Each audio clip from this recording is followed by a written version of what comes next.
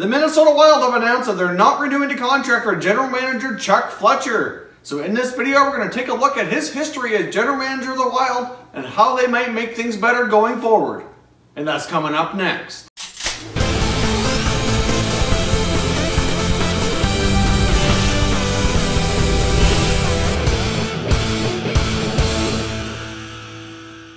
Hey everyone, and welcome back to another video here at Top Shelf Hockey. If you're new to the channel, thanks for stopping by. We review and discuss all 31 NHL teams. So if you're a huge hockey fan, consider subscribing and clicking the bell so you don't miss anything. So as I mentioned off the top, we have breaking news out of Minnesota. Minnesota Wild owner Craig Leipold has announced that general manager Chuck Fletcher, who has an expiring contract, will not be renewed. So essentially, he's been fired as general manager of the Minnesota Wild. So they will now be searching for a new GM to take over effective immediately.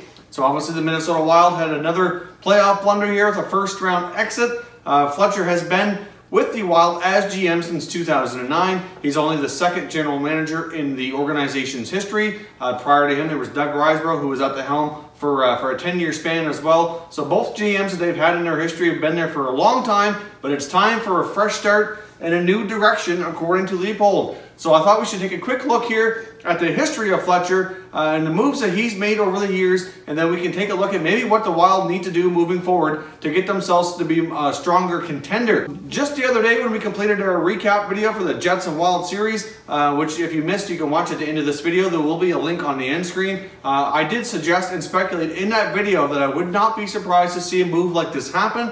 I didn't think they'd do anything with Coach Bruce Boudreau, as he hasn't been there all that long as of yet, but Chuck Fletcher's been there a long time. He's handed out some questionable contracts, and there's obviously some trades that haven't turned out very favorable as well. So that in order to really get this team on track, they might have to head in a new direction and go with a new general manager. So that's actually taking place now. So let's take a look at Chuck Fletcher's history here, and then we'll move forward to see what the Wild really need. I mean, as we saw in that playoff series against the Winnipeg Jets, they're certainly missing some things to really move themselves forward to be a really true, solid Stanley Cup contender. Now, we're not going to go through every single signing and trade that Fletcher has made, because that would make for a really long video, but I want to go over some of the more notable ones. Obviously, a couple of the big contracts. When it comes to free agents, the main ones we have to talk about here is Ryan Suter and Zach Parise. Those contracts are absolutely monsters. They were given out at the exact same time. They're obviously very long-term and very big money. For the most part, you have a tough time arguing against Ryan Suter. He's been an absolute stud and a horse back there on their D to really solidify things in the back end.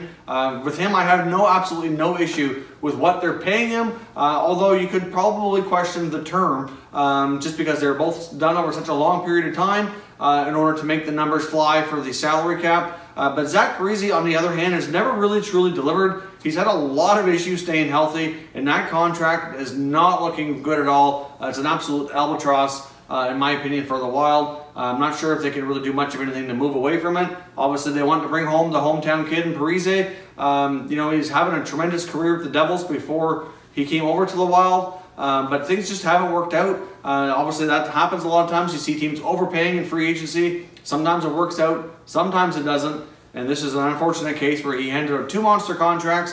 One doesn't look so bad, but the other one, not good at all. So a couple of the more notable moves here. Let's have a look. In 2011, he traded Brent Burns. Brent Burns was traded to the San Jose Sharks. In return, they get forward Devin Setaguchi, a first-round pick, and Charlie Coyle. Now, they used that first-round pick to draft Zach Phillips, who was teammates with Charlie Coyle in the St. John Sea Dogs. Zach Phillips had a lot of potential, looked really solid. Zach Phillips is a player who's from my hometown. He played for the Sea Dogs, so I live close to and get to see play a fair bit. So I've had the chance to see him. He was a tremendous junior talent, but has never translated his game to the NHL. He's yet to play an NHL game and has bounced around, I think, 2 or 3 other franchises now, and I think he's playing over in Europe. I do believe. I've kind of lost track of him since he never made the NHL.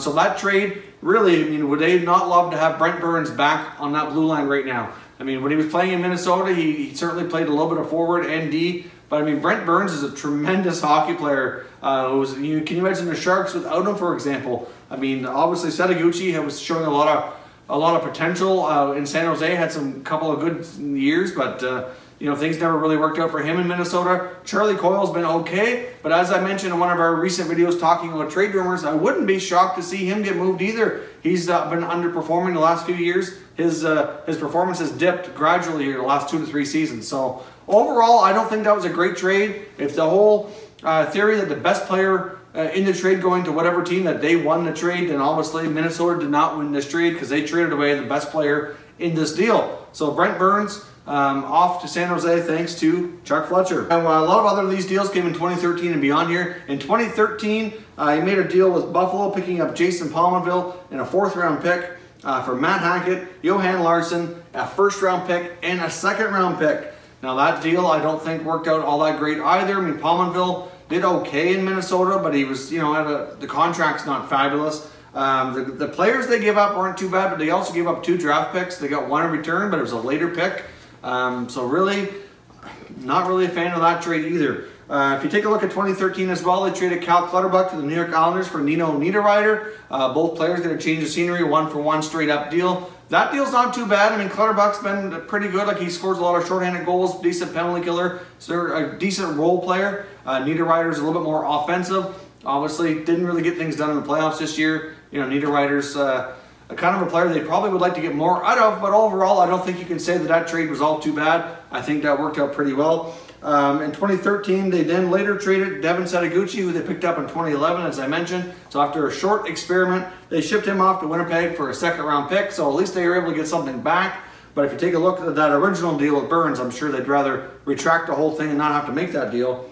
In 2015, they picked up Devin Dubnyk. Now, for a 3rd-round pick, that obviously turned out to be an absolute steal. They got him from Arizona. Dubnyk was kind of on a not so good of a stretch there, bounced around a few teams. Once he landed with Minnesota, though, he really got his game together, and things took off for Dubnyk, and his career was doing much better. So that one was a bit of a steal, but at the same time, considering how he had been playing before that, I don't know if we could have really predicted that to happen, but at the same time, one of the best deals that Fletcher has made. They also, in 2017, last summer, during the expansion process, they traded Alex Tuch to Vegas for a 3rd-rounder. Obviously, Alex Tuch's had a tremendous season in Vegas. Not a terrible trade because he wasn't getting the playing time in Minnesota, but considering the year he had in Vegas compared to some of their other guys, maybe they would prefer to have him back at this point.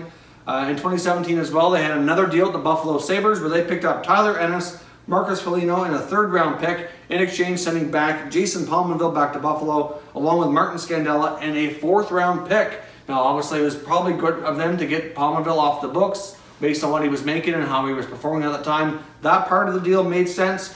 They haven't really shown a whole lot of love to Tyler Ennis. That part hasn't worked out. He's not been a regular in their lineup all the time. Marcus Foligno hasn't been too bad, playing a bottom 6 role. I think you might be able to argue here, obviously, that one of the better players in this deal is Marco Scandella. You know, obviously a defenseman that they very well might like to have right now. But at the same time, there was other moves around that as well because of the protected list for the expansion draft. They felt they were going to probably lose a defenseman depending on who they had available, and they were making deals with Vegas to leave their D alone. And they ended up trading out Scandella for a lack of an option here for protection purposes. I sit here and criticize every single move he's made, and I'm sure if we went through every GM, there's bound to be deals on just about every team that didn't work out. But at the same time, like I mentioned in the Wild versus Jets recap video, the Minnesota Wild are starting to remind me of the Washington Capitals of the Western Conference. They have a lot of great regular seasons, and they can't get it done in the playoffs. So in my opinion, this team is pretty good, but they're not really built for playoff success. During Fletcher's time as general manager, they went through 3 head coaches. They went through Todd Richards, Mike Yeo, then there was an interim coach after Yeo was let go, and then we have the new coach, Bruce Boudreau. So obviously it looks as though Boudreau is going to remain on for at least a short time here to see how things can go. We'll see how he works with the new GM. If you have any ideas in mind for who could be the new general manager of the Minnesota Wild, leave some comments down below. Since this news is fresh, there is no candidates in mind as of yet that are being speculated in the news or in the media. So if you have any ideas, leave your comments down below and give me your thoughts. Let me know, what do you think of Chuck Fletcher's tenure in Minnesota? Obviously, there's lots here that we can pick apart. They never really had the tremendous playoff success or a Stanley Cup that they were hoping for, especially when they signed Suter and Parise to those long-term deals. Over time here, something has to give. This has not come out of surprise to me, so let me know if you're surprised or what you think of this move. Don't forget as well, we have a 1,000 subscriber giveaway coming up. We have achieved the milestone. The video will be going up to announce the contest here very shortly, so stay tuned for that. If you haven't done so already, consider subscribing to our channel and cover all 31 NHL teams. There's plenty of content here for all fan bases to enjoy. If you haven't done so already as well, consider following us on Twitter. You're going to find our Twitter handle on the screen right here. We're very active on Twitter, and we love engaging in hockey conversations with all of our viewers that are on Twitter, so check that out. As always, thank you very much for watching, everybody. We will catch you next time.